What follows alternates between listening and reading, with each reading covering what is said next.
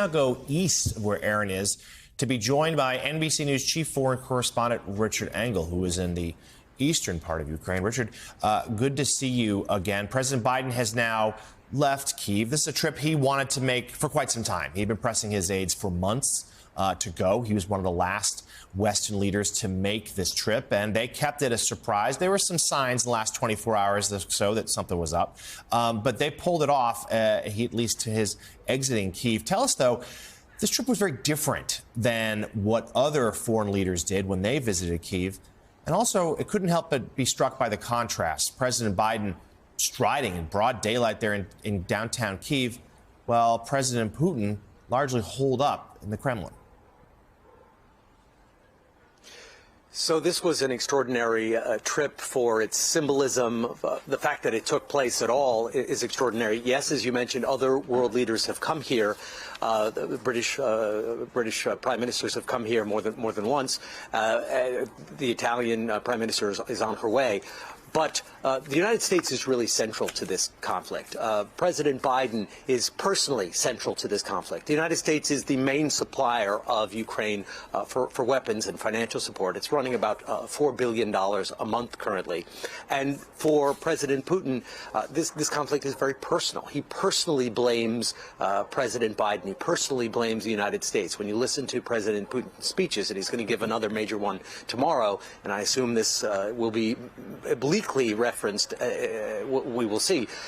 He talks about the United States. He talks about how Russia isn't at war with Ukraine, that Ukraine is really just the surrogate for an American-led aggression against this country. So to see the American president on a secret trip, walking openly in the middle of Kyiv, must burn President Putin. He wanted to conquer the capital. He wanted to conquer Ukraine quickly a year ago. Instead, his forces were driven back, and now he's launching a second offensive to try and do what he could not do over the last year. As far as American presidential trips go to a war zone, this is also very different. I've covered presidential trips to Iraq and Afghanistan. They came in. Both of those countries had large American military presence. Those foreign presidents also went to military bases where the airspace was controlled, where the entire who came in and out of those bases was monitored and regulated. President Biden was just in the center of Kyiv. He was just in front of St. Michael's Cathedral. And yes, extra security was put in place, but those are areas where normal Ukrainians live, where not every single apartment can be searched. You don't know exactly who you're going to run into when you go into an uncontrolled urban environment in a war zone. So it was an exceptional step, and I'm sure the message was not lost on Vladimir Putin. Richard, today we're obviously focusing on the high level and what's happening in capitals and the discussion of President Biden and President Zelensky. But you're in the East. What are you seeing on the ground a year into this war? And what are the stakes for Ukrainians who are living through this war?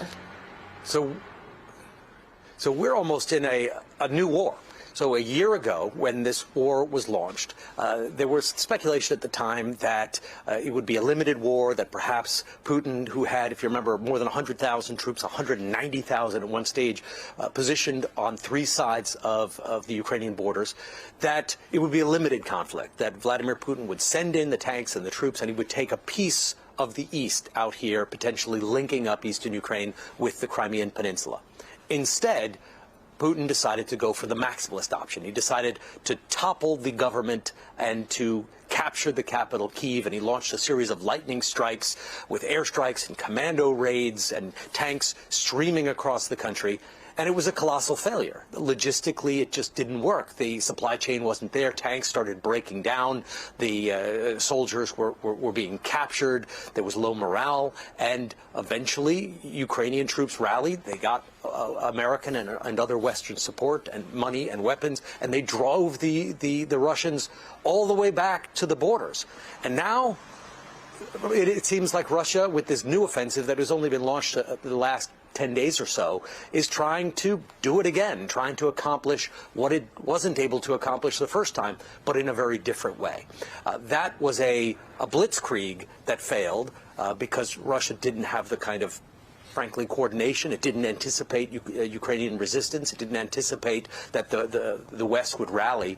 So now it's what I'm describing as a bulldozer approach. It is trying to move from the east and gradually advance the front line forward in a very destructive campaign, moving from village to village, raining artillery fire, and trying to drive the front line deeper into Ukrainian territory. But I must say, what we've seen so far, it has not been terribly successful. There's been a lot of damage, but Russian troops are suffering heavy losses, and they are not taking very much new territory, except around one particular city called Bakhmut, which even some Ukrainian officials predict might fall in the coming days. Okay, Richard Engel for us in eastern Ukraine. Richard, thank you for joining us.